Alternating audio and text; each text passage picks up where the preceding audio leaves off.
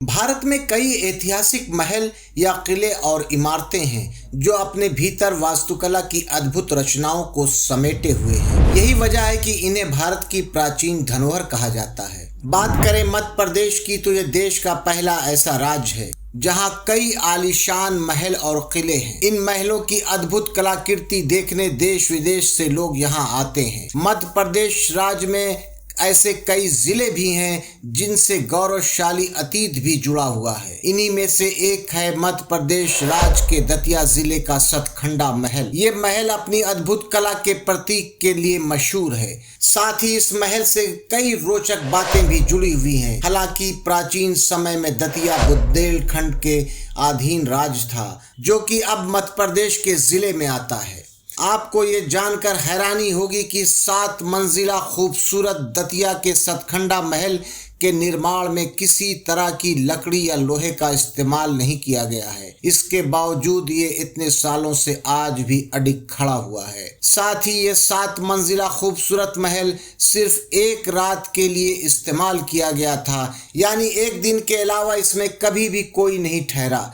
आइए जानते हैं दतिया के सतखंडा महल से जुड़ी कुछ ऐसी रोचक बातें जो शायद अभी तक आपको पता नहीं है, जो इतिहास के पन्नों में दर्ज है। बात यहाँ से शुरू होती है। मुगल बादशाह अकबर की मौत के बाद उनके बेटे सलीम युवराज थे। युवराज बनने के दौरान सलीम ने अपना नाम बदलकर जहांगीर कर लिया। वीर सिंह देव के जहांगीर पर कई एहसान थे, इसलिए जहांगीर ने उन्हें ओरछा के सिंहासन पर बैठा दिया। इसके कुछ साल बाद ही जहांगीर ने अपने पुराने दोस्त से मिलने की घोषणा करते हुए अपने साम्राज्य में 52 इमारतों के निर्माण के लिए हरी झंडी दे दी, जिसमें एक दतिया भी था। दतिया को उन्होंने वीर सिंह देव को उपहार स्वरूप दिया था, इसलिए दतिया के सतखंडा महल को सतखंडा महल और वीर सिंह देव महल के नाम से भी जाना जाता है। वीर सिंह देव को दतिया स्थान उपहार स्वरूप मिला था, इसलिए स्वयं वीर सिंह देव या उनके परिवार वालों ने इस महल को कभी इस्तेमाल नहीं किया। लेकिन एक बार शहंशाह महल में आए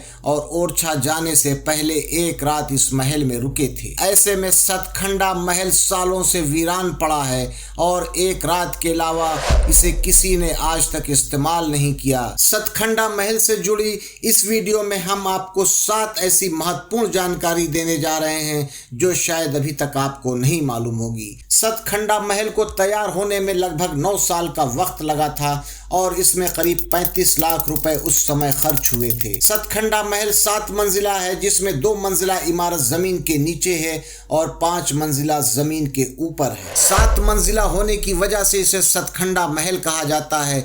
इसके अलावा इसे पुराना महल, वीर देव सिंह महल और गोविंद महल वगैरह नामों से भी जाना जाता है। 7 मंजिला सतखंडा के निर्माण में सिर्फ ईंट और पत्थरों का इस्तेमाल किया गया था। सतखंडा महल में करीब 440 कमरे हैं और हर जगह इसमें आंगन और चबूतरा बना हुआ है। 6वीं महत्वपूर्ण बात यह है कि इस महल में कई खूबसूरत और अद्भुत चित्र भी बने हैं जिन्हें जैविक रंगों से बनाया गया था। 7वीं और अंतिम जानकारी आपको देना चाहता हूं कि महल के परिसर में भगवान गणेश और माँ दुर्गा के अलावा एक दरगाह भी बनी है। अगर आपको हमारी जानकारी पसंद आई तो आप हमारे चैनल को लाइक कीजिए, सब्सक्राइब कीजिए।